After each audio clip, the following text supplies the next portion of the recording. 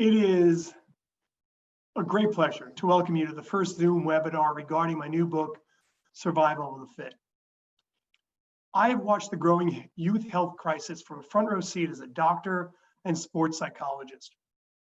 Sadly, we are witnessing the first generation in modern times to have a shorter lifespan than the last, and yet no one has taken action until now.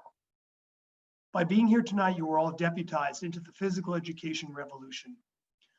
I will go through a few slides. We'll have plenty of time to answer some questions, but since our time is limited, you can email me any of your questions or comments to dfoneilmd@gmail.com. And again, we've had some great questions tonight, so please send them. Okay, we're going to start the slideshow. And this is our third time, we should be getting good at this. So I'm delighted to announce that Survival of the Fit is being published by Columbia University's Teachers College Press, and it's going to be coming out in December, just in time for the holidays.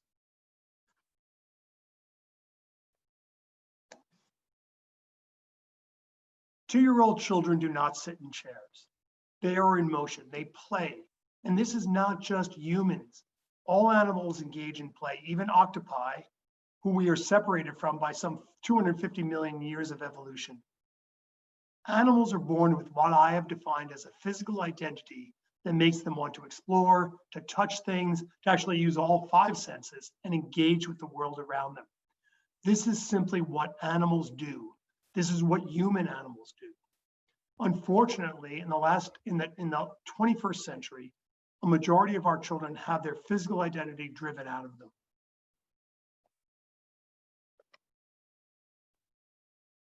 I apologize if I'm speaking to the converted, but I do hope many of you, as well as your friends and family, have intact physical identities.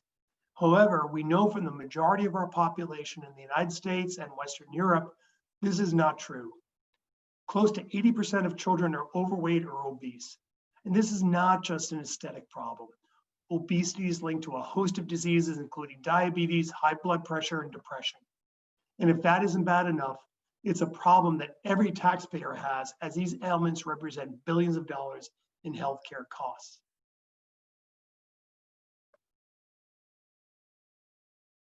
The normal state of animals is to engage with Mother Nature and to play.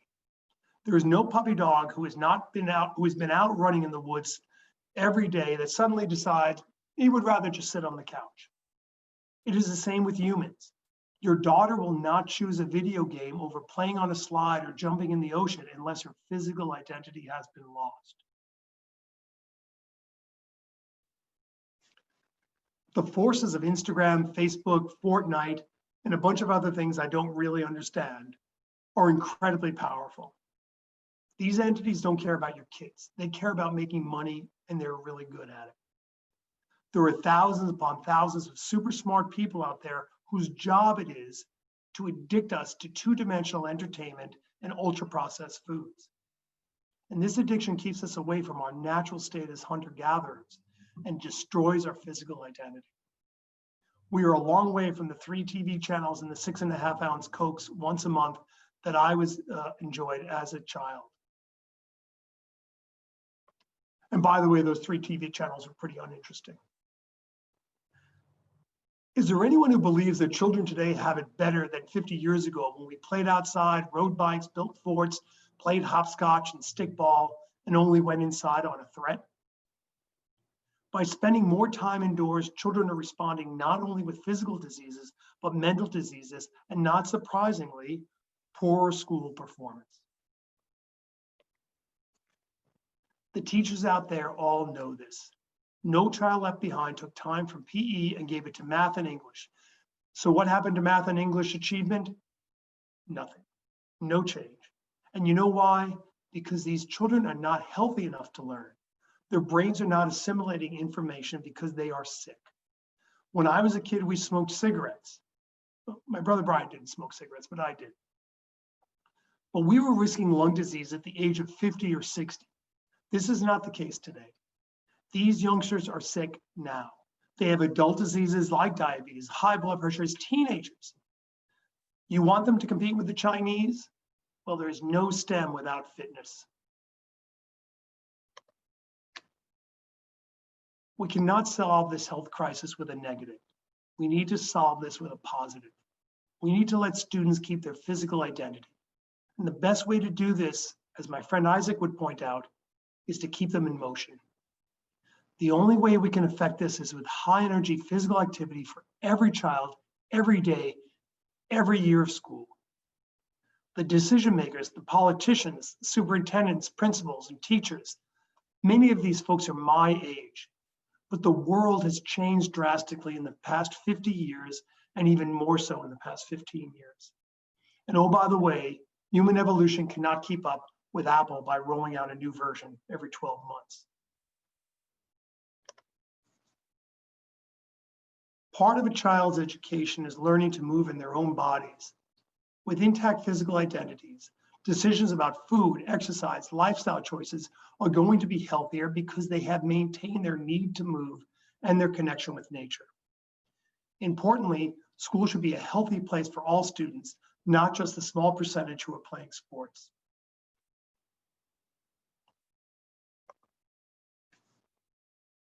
We have the science. We don't need any more studies or panels or discussion. The data is there. Every state standard in physical education knows this. Why are we not acting?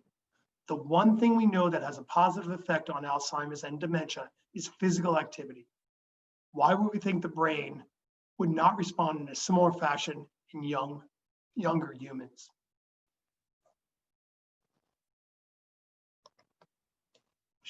You can move that up. Thanks, Todd. You can play. Move it up a little bit. I'm not blaming the teachers, just the opposite. PE teachers come out of college with a huge breadth of knowledge, but PE teachers are given the impossible task of taking unhealthy children and attempting to teach them in only a few minutes a week the benefits of motion and proper maintenance of their physical identities. Sadly, by the age of 7, a majority of kids have lost this ability, and the PE teacher is simply playing catch up in a game she can never win.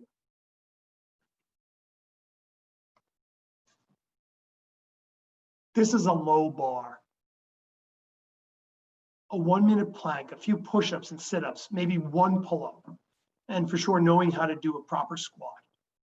Every child should be able to walk, ride a bike, swim at the end of high school. This is the equivalent of graduating with a 6th grade reading level. For the vast majority of schools, we have the space, we have the means, we have the knowledge. We just need the will to make this cultural change and to start the PE revolution. So this was a summary of chapter 1. In the coming weeks, we will discuss the remaining chapter. That's right, you guys are not off the hook with just one webinar. We have 4 more to go. In chapter 2, we'll talk about the rise and fall of physical education.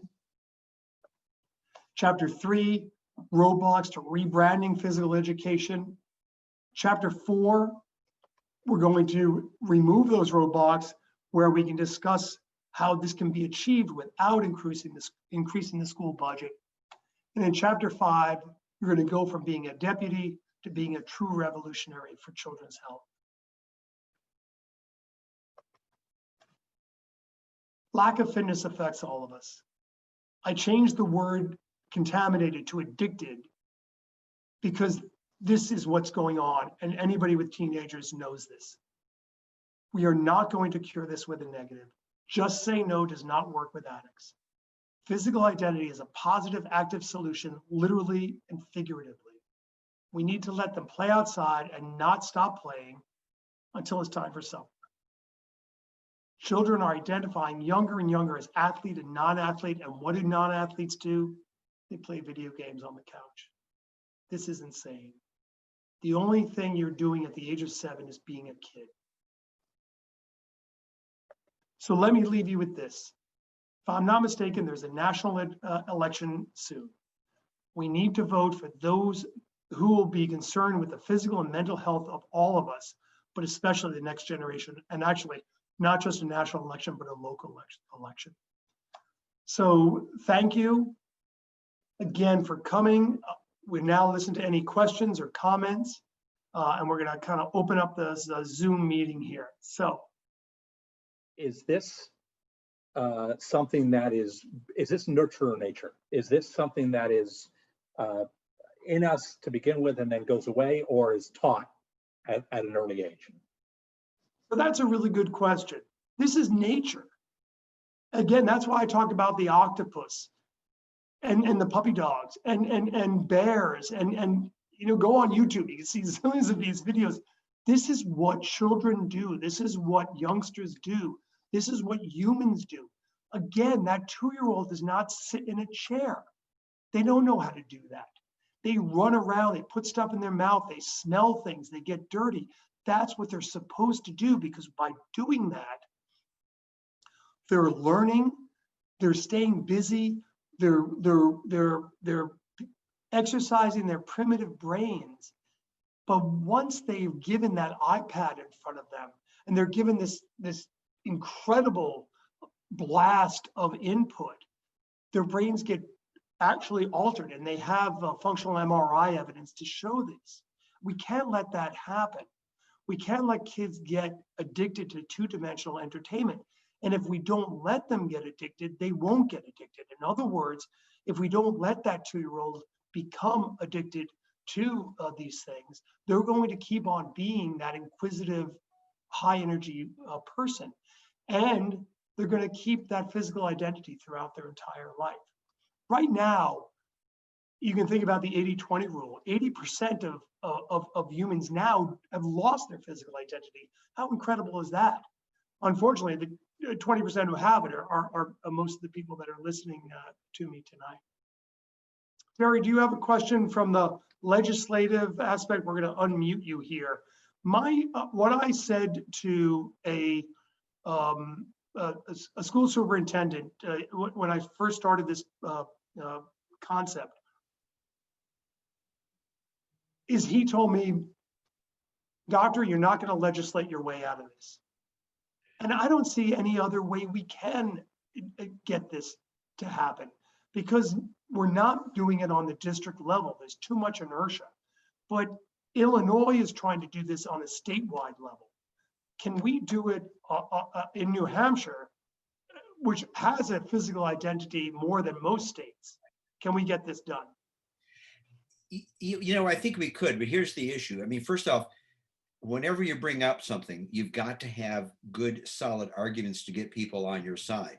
And one of the strongest is that argument that has to do with the costs to society with, and we're all in this together, whether you're a kid on Medicaid or whether you're a kid with insurance, it doesn't matter. We all still pay for it. So cutting costs by cutting the chronic illnesses is an argument. But logic and argument isn't the only thing that kind of comes in. And one of the things is that whole task of getting to yes, and I have to give credit to Jeb Bradley. He's the one who came up with that phrase, or I've learned it from him. Getting to yes means getting all of your stakeholders and interested people involved, get them to really start in the grassroots so that they can actually be advocates. That's what you're doing, of course, right now with all of us. And our job is to go back out and do the same thing. By the way, I'm not a plant. He didn't set me up for this, but this is something near and dear to my heart, because Dan knows. But the point is that then when you've got a bill and you've got a whole bunch of people that come in and advocate for this, and they've already formed their group that want it, it's not just the testimony, but it's all the back work that gets done and appealing to legislators, then that combination of the logic of saving money and the requests of the people, not just, I mean, individual people, and maybe trying to get the school districts also involved, will perhaps give a chance to really get to yes. The legislative process is slow. Right now, it's really slow because we're going to have to be doing everything remote. So we're limiting the number of bills for this next year. But the thing is, we need to get our homework done first and get that groundswell of interest at the district levels, at our local levels, and then, get something together as a bill. One of the big problems is, we all know in New Hampshire, I don't know if we're all New Hampshire people here or not. No, we're all over the world, Jerry. Okay, school funding here in New Hampshire is paid for predominantly by property taxes, because the state doesn't bear its role. I mean, it doesn't live up to its constitutional obligation. So the property taxes are an issue. And that's why we got to get the local people and the local boards of education interested. Otherwise, we're not going to be able to make any progress. But I think Dan is probably right. I can't see this costing a whole lot more money. First of all, in the long run, it'll save a lot of money because it'll save the healthcare costs. But I got to tell you, it's hard to get people to think about that. That's an important thing, but they don't. The key is to make it budget neutral for the schools so that they are not seeing increased costs, or they're going to simply say no. And the legislators will say no. No matter how good it is, they'll say no. So we've got to get it to be budget neutral for schools and preferably also, well, mandatorily for the state as well, at least in New Hampshire, because we don't spend money on anything in New Hampshire, and that's a problem. I could go on forever. I'll stop here, but yes, I think we can do it, but it's going to be a long process. So I hope we get elected because then we can work on it. Great. Thanks, Jerry. And that's exactly right. So folks, you're going to have to come to Chapter 4 webinar because I talk about that very clearly. This is a budget neutral. This is not going to cost us money. And that's absolutely key. The other point that Jerry made is that the have and the have-nots have to stop because, again, it's costing us piles and piles of money. The system we have right now works for the haves. The kids identify as athletes at an early age. Their parents send them to Little League and AAU and hockey camps. Again, a bad subject right now in New Hampshire. And then those kids get to the high school level and they play on the high school teams that are now funded by the taxpayers. And again, we're getting ahead of ourselves because this is Chapter 2 and beyond. And then they get college scholarships. And so the haves do great in this system, but the have-nots are not playing ball. They're not getting those scholarships, which is fine, except that the difference now is that they're on the couch playing video games. In the old days, the poor kids were still out riding their bikes. They just weren't as nice as the rich kids' bikes, playing in the dirt, playing pickup games, playing stickball, jump rope, whatever it might be. But kids don't play outside anymore because they have this incredible option of the indoor entertainment. And a lot of parents, sadly, and again, this is something we touch on, but it is a huge societal issue, are happy enough to have their kids inside, but it's costing us millions and billions of dollars in healthcare costs. And the other thing I'll say to Jerry's remarks, if you look at the state standards for your state, they talk about the importance of physical education, and it's tied up with academics. Again, there's no STEM without fitness. Every state knows this. It's right there in their state standards. And Iowa was the last state to come on board in 2019. If you really want to have fun, look at the state standards of Illinois. They say every kid, every day PE, though it's not happening, but it's aspirational at least. They say we're the third fattest state in the nation. This is unacceptable. They say we're spending $14 billion on obesity costs. This is unacceptable. So at least the state legislator in Illinois stood up and did something. It hasn't trickled down to the school level, and shame on them, but at least they have something to work toward. But most states know it, but they're not even trying. Sort of to expand on it, what do you say to the person that says you can't take my football away? So, and everybody could hear that question. Jerry, you could hear that. Chris, you could hear that question. What do I say about football? So we talked about minefields in the last talk. I used the word minefields, and somebody said, what are you talking about with minefields? And we were talking about other things that get in the way of PE, like maybe the art and the music teachers and the other people who legitimately can say, we need time for art, we need time for our extracurriculars, and we have excellent data to show how good art is and how good music is for educating kids. the gorilla in the room when we start talking about athletics and PE is football. 50% of the population essentially is out of football, is not playing.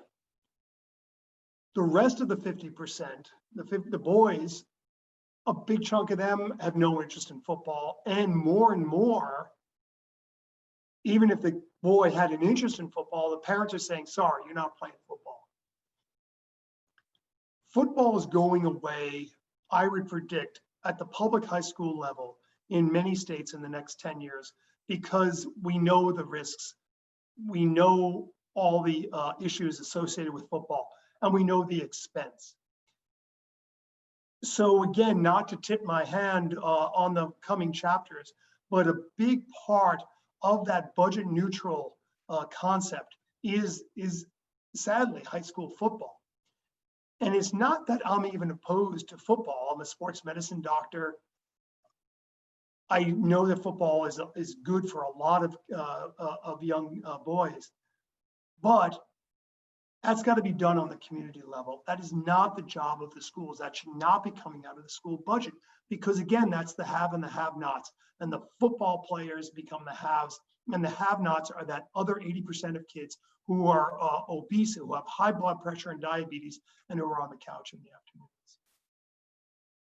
You mentioned athlete versus non-athlete. Physical activity is being non-sedentary. But what about the other end of the spectrum, athlete versus hockey player, lacrosse player, other singular athletic identity? So that's another really hard question, this question of athletic identity and different sports. To talk about ice hockey right now in New Hampshire is a really bad idea, because the ice hockey community has gotten banged with the COVID virus, and they feel like they're getting picked on more so than the field hockey and soccer and footballers right now. A lot of so-called athletes have physical identities, but those kids, those athletes, and again, and I want to put that in quotes every time I say it, are stopping organized sports 75% by the age of 15. They're done. Freshman year of high school, they're done with organized sports. And again, though that last 25%, even of the ones that have been playing organized sports now, these are again the kids that should have physical identities, they're done at an early age. So we can't assume that sports, organized sports, competitive sports, interscholastic sports necessarily connotes a physical identity and connotes a healthy person. The survey that we did in the writing of Survival of the Fit showed that only 16% of high schoolers, and our survey went across the country, 16% of high schoolers are doing 3 sports. The data shows that they've got to be doing 3 sports for a health effect. So again, it's right there in that 80-20, that 84, 16%. That 80-20 rule just is amazing, and it goes everywhere. Right now, the 80-20 rule has 80% as non-athletes and 20% as athletes. And again, this is baloney sausage. This is not our hunter-gatherer, primitive brain, natural way to be. We are all athletes. And one of the first titles of the book I wanted to use was We're All Athletes in This School. But then we thought, well, we don't want to use that word athlete because we don't believe in it. This is a primitive brain. This is a human animal issue. To answer your question about the specific sports, for the most part, ball and stick sports have no place in physical education class because they're just too hard, and kids get frustrated. So I know I love lacrosse and hockey because you're moving, but those are really hard sports, and so they would not really be part of PE. Although I did watch our gym teacher, Liz Savage, do a brilliant hockey gym class where they had balls and they had some kind of plastic hockey sticks and the kids were having a ball. But once you put them on skates, or once you give them lacrosse sticks, and once you have to put masks on to prevent you from getting teeth knocked out, that's not a positive experience. So I'm a high school student and I have PE every other day. On the days that I don't have PE, I have lab periods that are required hours by the state. If you plan on getting PE every day implemented in the schools, how are we able to counter these required lab periods? So that's a really easy question. Time. Oh, I'm sorry. That's a really hard question. Time. And that is, at the end of the day, probably the question. As I said, we can make this cost neutral. As I said, we have the means, we have the facilities, push the chairs out of the way in the cafeteria or the classroom, we can use that. We have a program in the book that Liz put together that can be done anywhere in any school with minimum expenditure. But where are we going to find the time? And I would say to you, or really to your teachers, to your superintendents, to your principals, you are going to be better in lab. You're going to be significantly better in lab. And we have the data. If we can get your heart rate up before that lab class. And when we talk about 30 or 45 minutes a day, I'll settle for 15 if I have to, but we have to be working toward that because we know that you're not going to have STEM without fitness. And if we're only giving you gym class 3 times a week, and by the way, in high schoolers, in the surveys we did, most high schools are only half the time they're getting PE. So in other words, they can pick 2 years out of their high school career to do PE, which is totally unacceptable. But you bring up the crux of it as far as I'm concerned, and that's finding the time. But my point is that we tried it, giving more time to math and giving more time to English, and how to work out for us, America? Not very well. We're not doing any better. We're still 37th. We're still right behind Croatia. So let's try something else. Let's get some fitness, and then we're going to see some progress in math. So this goes back to the branding, I think, but it says physical education starts with the family. It becomes a way of life. But for sure, it can be intimidating for a child overweight or other issues. What can we name? What name can we give it other than PE? And we've discussed that. Yeah, and I come up with a bunch of names of quick learning, and I'm trying to think, quickness or fast or fun, fun class, but again, I want Madison Avenue to deal with that. I want Silicon Valley to deal with that. But you're absolutely right. Once these kids are overweight, we can't get them back. It's so hard because they don't have the muscle mass. And even the kids that aren't overweight, if we look at these 7-year-olds, and these studies have been done, they don't have any muscles. They don't know how to move. So yeah, they're not fat, but they're not fit. They're like the skinny smoker, So that 45-year-old who's not overweight, but they smoke a pack a day. They're not fit. Just because they're not obese doesn't mean they're fit. And that's what these kids are. They don't have any muscles. It's defined as pediatric dynapenia. And we talk about dynapenia in old people. That's what happens when you get old. You get cachexia, you get cancer, and you lose all your muscles. I'm losing my muscle mass, steadily. That shouldn't be happening to kids. They're not building that muscle mass. And by the way, we haven't even talked about the osteoporosis, which I mentioned in the book. If kids don't have any muscles and they sit on the couch all the time, they're not going to build their bones. And we know that the bone bank closes at the age of 35, and now we're talking about osteoporosis. In addition to the diabetes, to the high blood pressure, the high cholesterol, the depression. This is costing us billions and billions of dollars. When we get back to that question of time, we better find the time because we don't have enough money. We have plenty of money for PE. And we really have plenty of money for sports too, if we allocate it correctly. But we do not have money to pay for all of these ailments that the kids are getting because they're not fit and because they've lost their physical identity. This isn't really so much a question, and I apologize for bringing another topic, but I just thought this is interesting to think about. I was talking to my sister, who has 3 kids, and telling her about this, the purpose of the Zoom meeting and your book.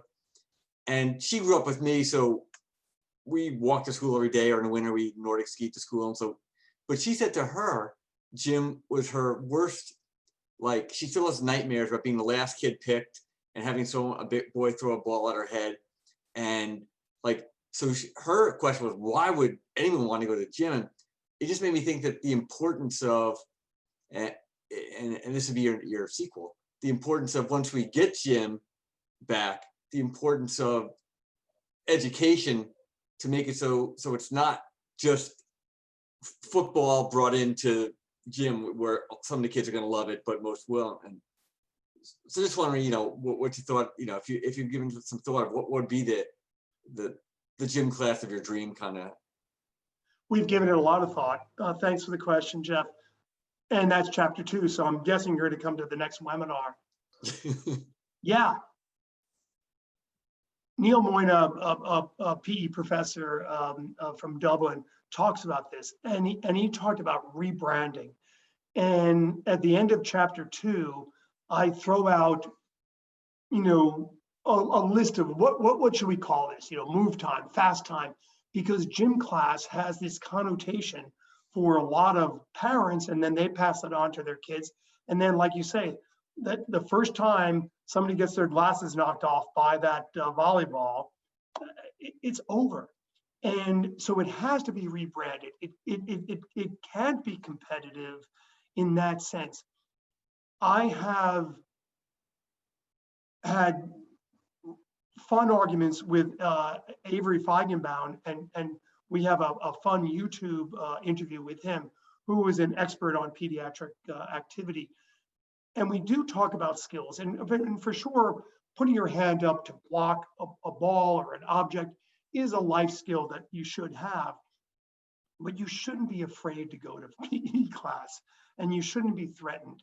And you've got to be super careful. And that's what we talk a lot about in the book and in the program that we present in the book. In terms of the rebranding, I say, I think, a little cheekily at the end of the chapter, we should put that on Silicon Valley. Silicon Valley has gotten us into a lot of this mess.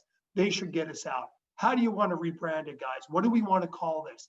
How should we present this to kids so they're not intimidated, so they're having fun? But at the end of the day, if you go to that playground, especially with the young kids, the 3 and the 4-year-olds and the 2-year-olds, they're not being competitive. They're running around, they're being silly. It's until the adults get involved and start adding in scores and adding in winners and losers and adding in competition and adding in these crazy skills like trying to hit a baseball, that has no place in the PE of today. We just can't do those things because, like you say, we can't afford to let anybody opt out. It's just too important because it affects their whole life. And again, graduating, being able to do a 1-minute plank, a push-up, a sit-up, 6th grade reading level. Come on, we can do that. And we're just not. We just don't have the will here. I've been, thanks, Dan. I've been listening in and enjoying this. I think I was thinking you've charted this against the schooling system. I mean, that's the context in which you're looking at this. But as you were describing this problem, I was thinking how that exercise, that need for the outdoors, the schooling system ties into wider issues. Like I can think of a lot of places, very few in the United States, but where kids bike to school every day, or where the system of municipal, I want to say this, institutions, the rock hockey rink and the indoor basketball court, they're municipal institutions. They're not private. They're not pay to play. They're not they are part of the sort of the infrastructure. It's about city planning and all these things, and how much of that has broken down and fallen behind. Everybody's driving to school for the most part, and we're entering the winter months. It ties into the question about COVID. There seems like there's a piece missing here in terms of how the society responds to this. And the reality is, I have a teenager. I'm absolutely competing against the video games, and it's a losing game every time. And part of this is that the level of facilities and engagement and excitement, having a top-notch municipal facility in your little town that is open during the winter, which would mean that the kids go there rather than going to the mall, because right now that's where they go, or the pizza parlor. So I understand the centrality of school, but as you said, you're also competing. The art teacher wants their time and all the rest of it. And I feel like there's a piece of this discussion that's missing that relates to how this fits into where we've invested almost at local level in a bigger picture. So that's an open question for you, I guess. Yeah, thanks, Josh.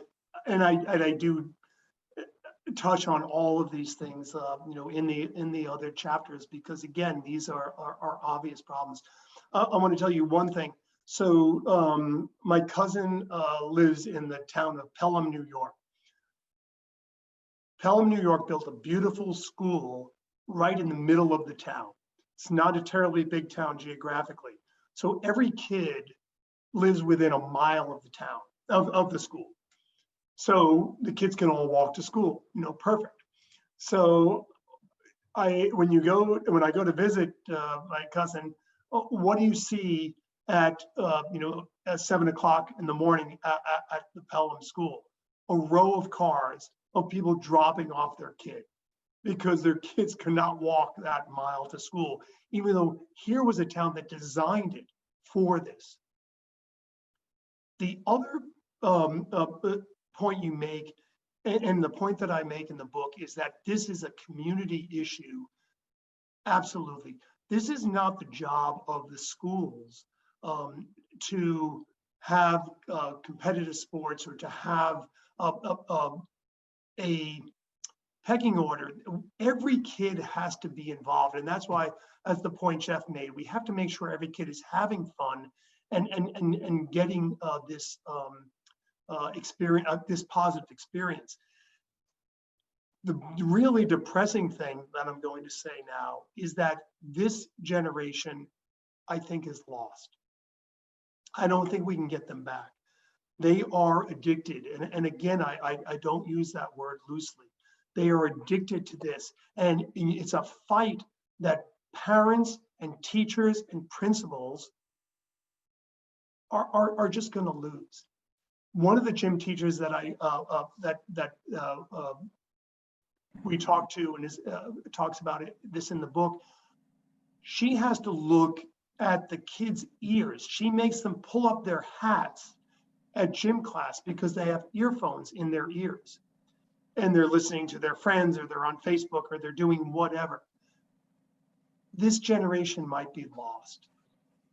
But if we get these kids from the cradle, if we get these kids at the age of 1, 2, 3, and 4, and as you say, we have them in those municipal programs, we have them in the community programs, we don't discriminate, we make sure every child get this, not just the kids who can afford it, but every child.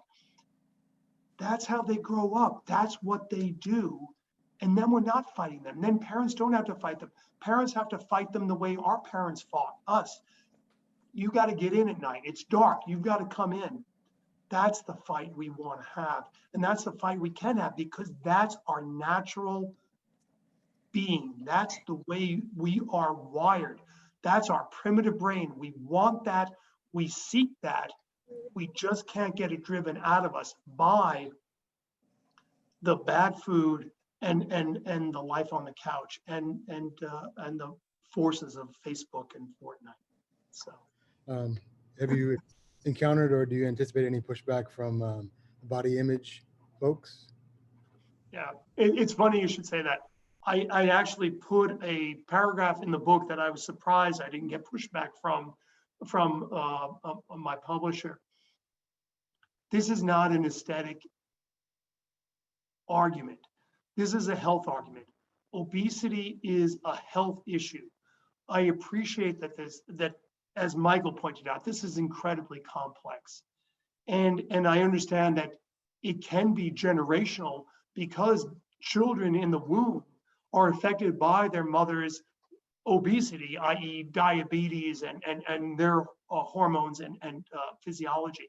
So they're coming out of the womb already impaired on some level. So it's super complex, but we've got to get past it. We did not have this aesthetic, this obesity aesthetic 50 and 100 years ago. It just didn't exist. But after 1 or 2 generations, we can't say that this is okay and that this is just the way people are made, because they're unhealthy. And they're not just unhealthy physically, they're unhealthy psychologically. The rates of depression and anxiety in obesity is far greater. So yes, we know it's complex, and yes, I know that this generation might be lost. This generation is going to have a shorter lifespan, and everybody knows, everybody who's had weight problems knows how incredibly difficult it is to lose weight. That's why we've got to start at the beginning, and we can't let the kids lose their physical identity. They have it at the age of 2. We just can't let them lose that. Probably, So- Claire was just saying that exercises need to be inclusive and a little worried about not being competitive. Claire, you got to get to chapter 3. Come to the chapter 3 webinar. Absolutely, and I kind of touched on that with the athlete, non-athlete divide, right? This competition thing has to go. In the Scandinavian countries, they don't keep score until the age of 14 or something. So you don't know who is the best Nordic skier on paper in the Scandinavian countries until they're over 14 years old, because they don't want that competition factor. Because at the age of 7, you're not a great skier, you're not a great ball player, you're nothing. You're a great 7-year-old, and we've got to move on from that. So there's, what countries are doing the best, and how can we emulate what they're doing? So this will be the last question, because I promised you guys I'd have you out in half an hour. Sadly, Finland is really good. And I say sadly because they're really good at a lot of things, and their education system has been studied by a lot of people. Japan has done a very good job. China is way too confusing, but Japan is an incredibly healthy country, and the Scandinavian countries are healthy countries. The third world countries are healthy, but for other reasons, and they just don't have the obesity issues. But more and more, so you see in China and in India and in other places, when they start adopting the Western diets and the McDonald's and these other forces get in there, they exert their influence, and the rates of diabetes go up, and the rates of obesity and all these other health issues going up. So I can't thank everybody enough. I wanted to give you a small bite and introduce you to this concept of physical identity, because I truly believe that's the only solution to this problem, because we have the technology, because there's none. We have the means, because it doesn't cost anything, and we have the studies to show that it's effective. So you'll be getting another invite for chapter 2. I hope you can all come. We're going to touch on some more of these topics and hopefully rile up some controversy, and you'll be getting that in the next few weeks. And again, thank you all for coming, and send me that email and argue with me. I love it.